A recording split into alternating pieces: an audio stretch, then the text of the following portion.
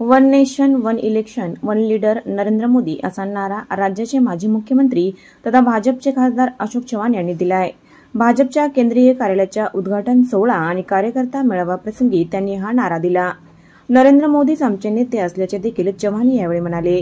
कार्यक्रमाला खासदार अजित गोपछडे, मराठवाड्याचे संघटन मंत्री संजय कोडगे, आमदार श्रीजय चव्हाण, आमदार राजेश पवार, आमदार तुषार राठोड, आमदार भीमराव केराम, आमदार जितेश अंतापूरकर यांच्यासह भाजपचे पदाधिकारी उपस्थित होते।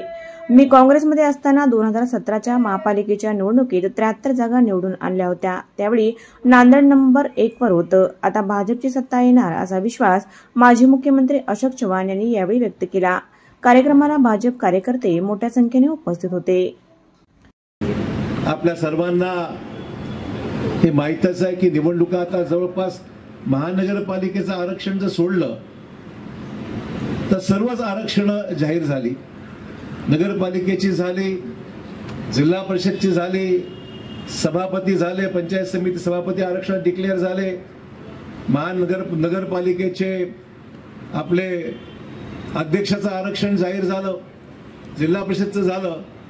तेव्हा जवळपास आता मैदान क्लिअर झालेलं आहे की आरक्षण कुठे कुठे कसं राहणार आहे। आणि म्हणून दिवाळीचा पाडवा ह्याच्यापेक्षा अजून चांगला मुहूर्त असू शकत नाही की कार्यकर्ते हो कामाला लागा, आता वेळ आलेली आहे आपल्याला न्याय द्यायची, आपल्याला पक्षाला ताकद द्यायची। तुमच्या सर्वांचे आभार आम्ही मानलेलेच आहेत। आपण सर्वांनी मिळून आम्हा 5च्या 5 आमदार, आपल्या जिल्ह्यात 9च्या 9 युतीचे आमदार, भाजपचे 5 आमदार आणि 2 खासदार राज्यसभेचे, असे आपण आपल्या आशीर्वादाने आम्ही सर्वजण आज निवडून आलेलो आहोत। तुम्हा सर्वांची ताकद आहे। तुम्ही सर्वांनी मनावर घेतल्यानंतर या जिल्ह्यामध्ये वातावरण बदलायला वेळ लागत नाही।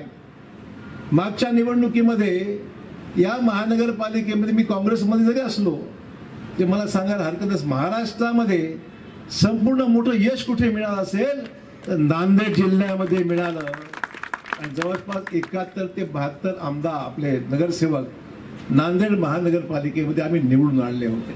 आणि त्यामुळे या जिल्ह्यामध्ये परिवर्तन घडवून आणण्याच्या दृष्टिकोनातून अतिशय हे महत्त्वपूर्ण पाऊल राहणार आहे। आणि म्हणून मला कार्यकर्त्यांना विनंती आहे की जा मतदारसंघात जा, लोकांचा जनमताचा कौल काय बघा आणि मग येऊन आम्हाला सांगा की साहेब असं असं आहे, मला समर्थन आहे किंवा मी यांच्यासाठी माघार घेतो साहेब, यांना तिकीट द्या, हरकत नाही, माझ्यापेक्षा हा चांगला राहणार आहे। कारण शेवटी निवडून येणं महत्वाचं, तिकीट देणं काही महत्वाचं नाही आहे, निवडून येणं महत्वाचं आहे। आपल्या देशामध्ये नेतृत्व एकच आहे, one nation one election one leader Narendra Modi आमच्या देशाचे नेते आहेत। आणि महाराष्ट्रामध्ये आज आमच्याकडे देवेंद्र भाऊ देवाभाऊच्या माध्यमातून आणि आपले नेते राज्याचे प्रदेशचे भाजपाचे अध्यक्ष रवींद्र चव्हाण या दोघांच्या नेतृत्वावर ही जबाबदारी आहे की पंतप्रधानांचे हात मजबूत करायचे आहेत। देशामध्ये आपलं सरकार आहे, राज्यात आपलं सरकार आहे, दोन्ही डबल इंजिन असल्यानंतर स्थानिक स्वराज्य मतदारसंघामध्ये सुद्धा ट्रिपल इंजिन म्हणजे तिसरं इंजिन आपलं इथून आणायचं, लक्षात ठेवा, तर आपल्या कामाला यश मिळणार आहे। त्यामुळे मला इथे माझ्या भोकर मतदारसंघाचे बरेच लोक दिसत आहेत। नांदेडचंही कार्यालय जर असेल केंद्रीय